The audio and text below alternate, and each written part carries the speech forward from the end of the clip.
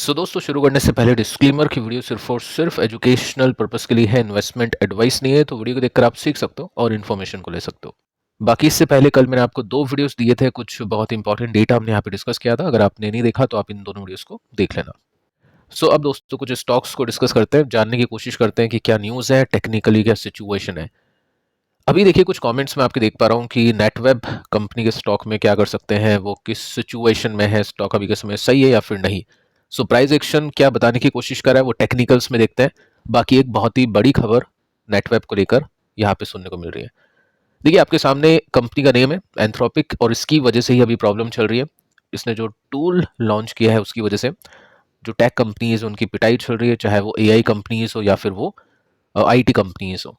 अभी आपने देखा कल के वीडियो के अंदर कि माइकल जे बरी ने भी शॉर्ट किया है, पुट बाय की है कुछ एआई कंपनीज की, और उसके पीछे क्या लॉजिक है वो मैंने आपको दिए है।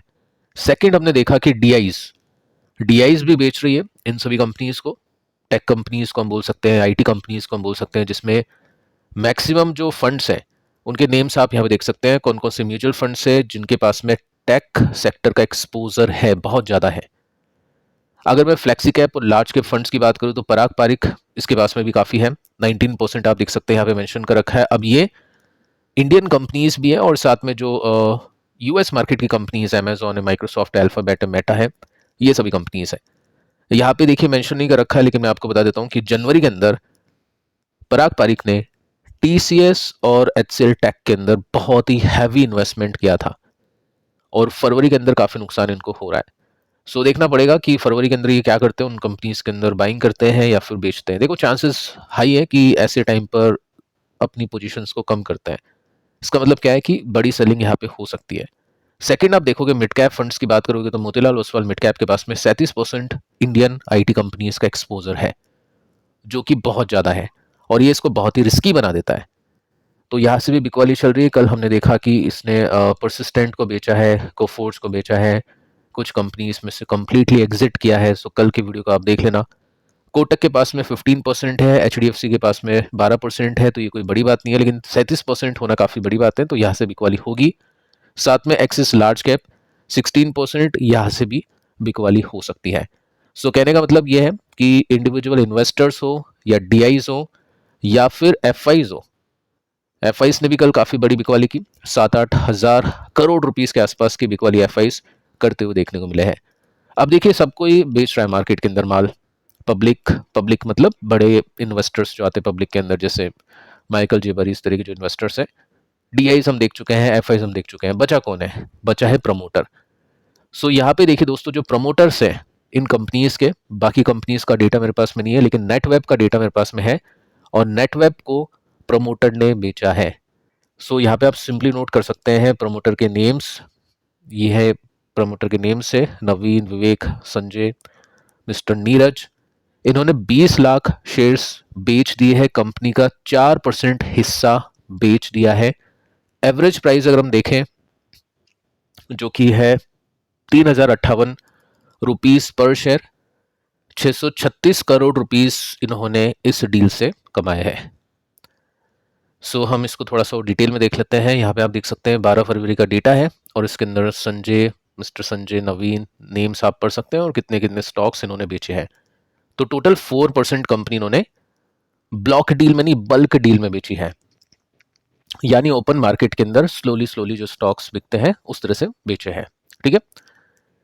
अब हम यहाँ पे देखते हैं क्या सिचुएशन है प्रमोटर्स की। फिलहाल ये डेटा आपको दिखेगा नहीं, ये अगले क्वार्टर में दिखेगा जो बेचा है, क्योंकि अभी दिसंबर के बाद में फरवरी में बेचा है, तो ये दिसंबर तक का डेटा है, जिसमें 71% के स्टेक है प्रमोटर का।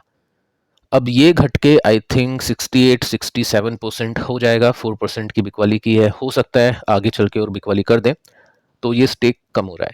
अब यहाँ पे हम ये देखेंगे ना कि 60% का भी स्टेक इस कंपनी में प्रमोटर होल्ड कर रहा है, तो भी अच्छी बात है, कोई दिक्कत नहीं है। ठीक है। प्रमोटर को भी पैसे चाहिए होते हैं लाइफस्टाइल मेंटेन करने के लिए, और भी इनके पास में कमाई के ऑप्शंस होते हैं। देखो डिविडेंड इनको मिलता नहीं है, सैलरी इतनी कुछ खास मिलती नहीं है, जो भी नेटवर्थ होती है इनकी, जो भी इनकी संपत्ति होती है, सब स्टॉक्स में होती है। बेचना पड़ता है इनको भी। अभी इनको लगा, जिस तरह की न्यूज़ ये देख पा रहे हैं, हो सकता है इनको पता है, ऑब्वियस है, हो सकता है कि इनको पता है कि कंपनी के पास में कितनी डील्स और आ सकती है, कितनी नहीं आ सकती है। आपने देखा कल के वीडियो के अंदर हमने बातचीत की एंथ्रोपिक के लिए कि एंथ्रोपिक को काफ़ी बड़े बड़े इन्वेस्टमेंट मिल रहे हैं, जिसमें एनवीडिया ने भी इन्वेस्टमेंट किया है, माइक्रोसॉफ्ट ने भी इन्वेस्टमेंट किया है। सो अगर इन्वेस्टमेंट किया है, ऑब्वियस है ना, फिर जो काम होगा एनवीडिया वो उसी कंपनी को देगा, ऐसा लग रहा है मार्केट को। सेम सिचुएशन प्रमोटर की तरफ से भी देखने को मिल रही है। ठीक है, मैं डरा नहीं रहा हूँ, जस्ट आपको डेटा बता रहा हूँ कि प्रमोटर ने माल हल्का किया है। सेकेंड हम देखें तो यहाँ पे एफ ने भी माल बेचा है। 10.82% का स्टेक था, 9.55% का हो चुका है। डीआईएस की बात करें तो डीआईएस ने भी बेचा है, 3.57% से 3.30% का हो चुका है। अगर मैं मार्च के हिसाब से भी कंपैरिजन करूं तो एफआईएस ने भी बेचा है मार्च के हिसाब से और डीआईएस ने भी बेचा है। ठीक है, यहाँ पे जस्ट एक क्वार्टर था जब दोनों पार्टीज ने बाइंग की थी। पब्लिक के स्टेक की बात करें तो पब्लिक ने बाय किया है। अगर मैं मार्च के साथ में कंपेयर करूं तो भी, और मैं सितंबर टू दिसंबर कंपेयर करूं तो भी पब्लिक ने माल बाय किया, विच इज नॉट गुड। ठीक है, कि प्रमोटर एग्जिट कर रहा है, एग्जिट नहीं बोलेंगे, चलो प्रमोटर ट्रिम कर रहा है, अपने स्टॉक्स को थोड़ा सा बेच रहा है, एफआईस भी अपने स्टॉक्स बेच रही है, डीआईएस भी स्टेक ट्रिम कर रही है, लेकिन पब्लिक ऐड कर रही है। सो ये थोड़ा सा देखने लायक डेटा है। जो भी क्वेश्चन करे कि ये बहुत अच्छा सपोर्ट है, डेफिनेटली बहुत अच्छा सपोर्ट हम बोल सकते हैं, क्योंकि ये एक रेसिस्टेंस था, यहाँ पे टिका हुआ है स्टॉक काफी टाइम से। बट अगेन, सपोर्ट पे खरीदने वाला इन्वेस्टर लॉन्ग टर्म इन्वेस्टर होता है, जिसने सपोर्ट, जैसे मैं आपको बता चुका हूँ अभी, कुछ कंपनीज के स्टॉक्स नीचे और आईटी कंपनी के स्टॉक्स, जैसे स्टॉक गिरेगा, जितना गिरना है गिरने, तो उसके बाद में प्राइस सेटल होता है, उसके अंदर बाइंग होती है। उसके बाद में अगर प्राइस और गिरता है, फिर वो प्राइस सेटल होता है, फिर बाइंग होती है, फिर प्राइस गिरता है, फिर प्राइस सेटल होता है, बाइंग होती है। उसको कहते हैं बाय ऑन डिप। लेकिन कोई ट्रेडर है जो ये सोच रहा है कि नहीं यार, मैं अभी इन्वेस्ट करता हूँ और यहाँ पे इसको बेचूंगा 40-50% का प्रॉफिट कमा के, वो सही स्ट्रैटेजी नहीं है जब तक स्टॉक ब्रेकआउट ना देते। यहाँ पे ब्रेकआउट दिया था स्टॉक ने, लेकिन उसके बाद में सस्टेन नहीं कर पाया। जो चार्ट आपको खुद बता रहा है, ये सपोर्ट टू रेसिस्टेंस, डेफिनेटली कोई स्टॉप लॉस के साथ में प्ले कर सकता है, बट जब तक यहाँ से नहीं निकलेगा, जब तक नहीं बोल सकते हम यहाँ पे स्विंग आने वाला है। सो नेटवेब के ऊपर स्टडी आप करिए एक बार और, कंपनी अच्छी है, बट अभी जो सिचुएशन है वो मैं आपको बता चुका हूँ कि क्या सिचुएशन है। अब इसके बाद में और कुछ कंपनीज पे आते हैं। रिजल्ट आए हैं कल के दिन, उसको चेक करते हैं।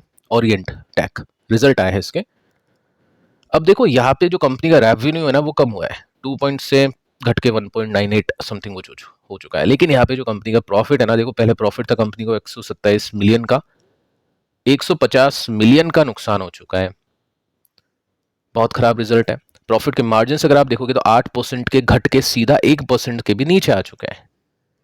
ठीक है, इसको हम थोड़ा सा देखते हैं परसेंटेज वे में। तो प्रॉफिट कंपनी का 218% के साथ में घटा है। ठीक है, क्योंकि लॉस हुआ है प्रॉफिट की जगह, इसलिए 218% आ रहा है। यहाँ पे 100% होते ही जीरो हो जाता है, लेकिन उसके भी नीचे चला गई कंपनी प्रॉफिटेबल हिसाब से।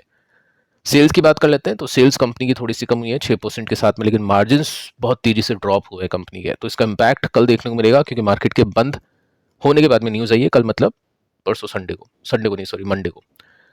अब इसके बाद में देखिए एक कंपनी और है केफिन टेक, और इसके स्टॉक का भी रिएक्शन देखोगे आप मंडे के दिन। नेट प्रॉफिट कंपनी का स्लाइटली कम हुआ है, मैं आपको परसेंटेज में ही बता देता हूँ कि कैसा क्या है। तो यहाँ पे कंपनी का नेट प्रॉफिट 1% के साथ में टूटा है। सेल्स की बात करें तो सेल्स कंपनी की बढ़ चुकी है 21% के साथ में, नहीं सेल्स भी कंपनी की गिर चुकी है। ये क्यून के बेसिस का डेटा आई थिंक, यस, और क्यून के बेसिस के डेटा ही यहाँ पे विजिबल है, तो उस बेसिस पे यहाँ पे आप इसको देख सकते हैं। देखते हैं दोस्तों क्या रिएक्शन होता है इसका। बाकी एनएच का भी देख लेते हैं, hospital company, health care company, 2% के साथ में स्टॉक नीचे है। एक खतरनाक ब्रेकआउट हुआ था, रिवर्सल हुआ था स्विंग का, लेकिन कंपनी उसको मेंटेन नहीं कर पाई, और उसके पीछे का रीजन है कि इन्वेस्टर्स को पता लग गया था कि अगले कुछ क्वार्टर्स थोड़े से वीक आ सकते हैं। यहाँ पे 24% का मार्जिन घट के 18 का हो चुका है। नेट प्रॉफिट है 1.3 बिलियन का, 1.9 के कंपैरिजन में वाइनोवा बेसिस में। रेवेन्यू कंपनी का इंक्रीज कर चुका है, लेकिन प्रॉफिट थोड़ा सा ड्रॉप कर चुका है, जिसमें आप देख सकते हैं रेवेन्यू 61% के साथ में तेज है, लेकिन नेट प्रॉफिट 31% के साथ में गिर चुका है। सो मिक्स रिजल्ट है, देखते हैं कि कल कैसा रिएक्शन आता है। ओला को भी देख लेते हैं, ओला की भी धज्जियां उड़ेगी, क्योंकि ऑब्वियस उड़ चुकी है, लेकिन यहाँ पे तो कंपनी को नुकसान हुआ है 5 बिलियन का।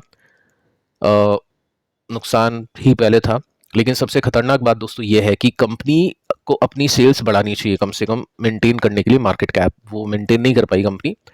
10 बिलियन की सेल्स की थी पिछले साल, और अभी 5 के भी नीचे है, तो सेल्स 50% के साथ में इसकी टूट चुकी है। यहाँ पे एग्जैक्टली नंबर्स नहीं आ रहे, ठीक है, एग्जैक्टली नंबर्स यहाँ पे है। 55% के साथ में कंपनी की सेल्स गिरी है, नेट प्रॉफिट नुकसान हल्का सा कम हुआ है, लेकिन प्रॉब्लम ये है सेल्स गिर गई तो प्रॉफिट आप कैसे निकालोगे।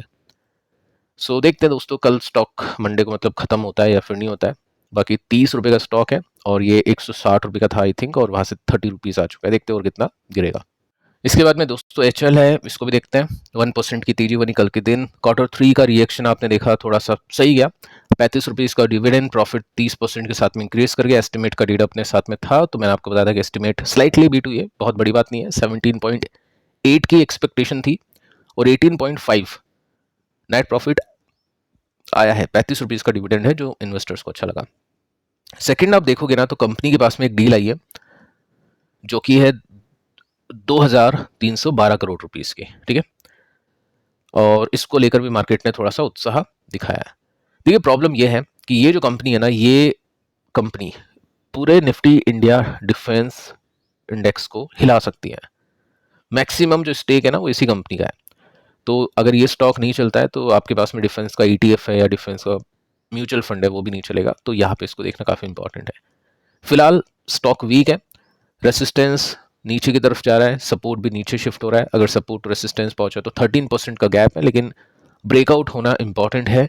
सो यहाँ पे भी जो पेशेंस रखते हैं investors, long term buy and dip investors, वही फोकस कर सकते हैं। बाकी ऐसा कुछ नहीं है कि ब्रेकआउट्स हुए हैं, रिजल्ट बहुत अच्छा आया है, कुछ बड़े ऑर्डर्स मिल चुके हैं। बाकी कंपनीज के भी टेक्निकल्स को देखते हैं। ओरिएंट को देखते हैं। सबसे पहले रिजल्ट खराब है, कंपनी को नुकसान हो चुका है और इसकी वजह से यहाँ पे सपोर्ट तक पहुंचने की कोशिश हो सकता है करे, 18% नीचे है। अब देखिए ये एक स्पाइक आपको याद होगा, आई थिंक इसने स्प्लिट किया था, फर्स्ट टाइम किया था, और मैंने आपको कहा था कि ये सस्टेनेबल तेजी नहीं होती। जैसे रेसिस्टेंस हिट किया, स्टॉक वापस से नीचे है। तो ये सब चीज़ें आपको पता होनी चाहिए।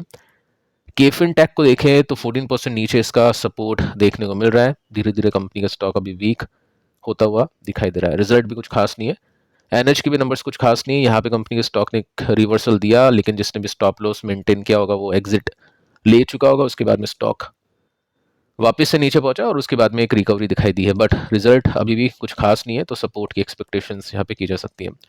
ओला ऑलरेडी खत्म हो चुका है, लेकिन जैसा कि आपको बता चुका हूँ कि चार्ट आपको कहेगा कि हाँ रिवर्सल हो चुका है। जैसे यहाँ पे एक सपोर्ट बना, उसको नहीं तोड़ पाया, फिर यहाँ पे एक सपोर्ट बना, रेसिस्टेंस बना, उसको भी नहीं तोड़ पाया। तो कोई भी रिवर्सल यहाँ पे नहीं था। रिस्की ट्रेडर यहाँ पे प्ले कर रहे थे फॉर रेसिस्टेंस, बाकी कुछ खास नहीं है। अच्छी कमेंट्री हमने सुनी कि कंपनी मार्केट शेयर बढ़ाएगी ये वो, लेकिन देख लो अब प्रमोटर कहता क्या है लेकिन होता क्या है। मार्केट शेयर बढ़ने की जगह तेजी से गिर चुका है। 50% के साथ में सेल्स गिरने का मतलब मार्केट शेयर इसका बहुत तेजी से ड्रॉप कर चुका है। तो फिलहाल दोस्तों इस वीडियो में इतना ही। पिछले दोनों वीडियोस को आप देख लेना। मिलते हैं नेक्स्ट वीडियो में, तब तक के लिए बाय बाय।